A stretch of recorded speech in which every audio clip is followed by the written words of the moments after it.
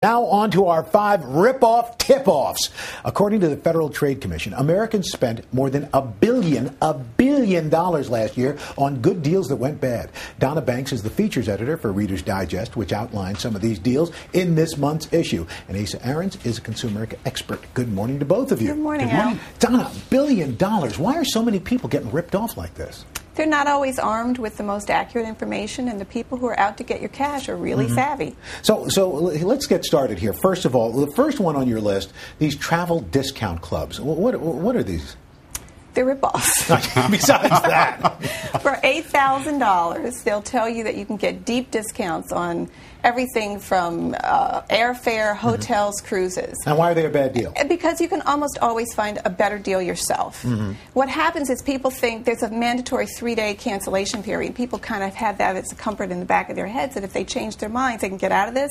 Maybe not. Because the couple that we interviewed, they, because of a health crisis, wanted to cancel.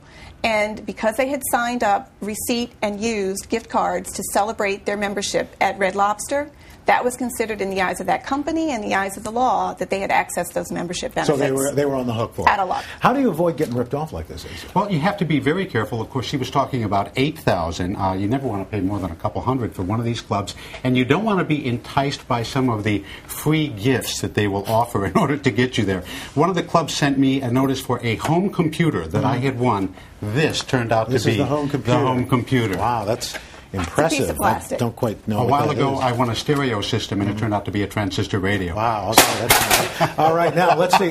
Cell phone replacement insurance. I went to get a phone the other day, and they said, "Do you want the cell phone replacement insurance?" You say, "Don, this is not a good deal." It's not a good deal. By the time you finish with the monthly payment, which may only be $5 for the premium, let's say you want to replace it. That's like a $50 deductible. Down the road, you may have paid more than paid for the phone. And if you lose the phone, you may not get the exact phone that you had. They're only obligated to give you a comparable model.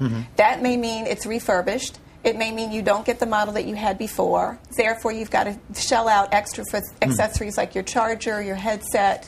So this you don't want to do. Now, Asa, what if you got like a BlackBerry, or Trio, or iPhone, something like that? I agree with Donna about a basic phone with a high-end BlackBerry or a Trio. The insurance is not a bad deal because it'll protect you from not only wear and tear but also your own stupidity. If you get out of a car and you drop it in a puddle or something like that, you can get it replaced. Or like my son dropped one in the commode. That's not very good. Next on the list, we've got mail-in rebates, Donna. Now, why are these you got to be careful about? It's a lot of hassle involved to prove that you've purchased it, the box top, the packaging, something. They make it almost impossible, and that's why 33% of the claims are rejected, because you didn't do something perfectly. And that's money that goes into the manufacturer's pocket, basically, because you didn't redeem it. But Asa, you say some of these are not so bad. In the past few years, some companies, Apple, Costco, Staples, have gone to an online system for rebates, making it very, very easy, and I think everybody should model their system after theirs. Now, and you get your check sooner. Okay, because you've gone through kind of an online sort of thing. Pet insurance. This is one that's very dicey because a lot of people, they love their pets. Their pet is a member of the family. And if you have a pet that has a catastrophic illness, those bills can run into the tens of thousands of dollars. But generally, you don't think that's a great idea, Donna? Because most pets are healthy. So you're really shelling out thousands of dollars potentially over the lifetime of a pet when your pet is probably going to be just fine. There are lots of deductions, lots of what's the word? Deductibles? Not deductibles, Exceptions. but exclusions, including vaccinations.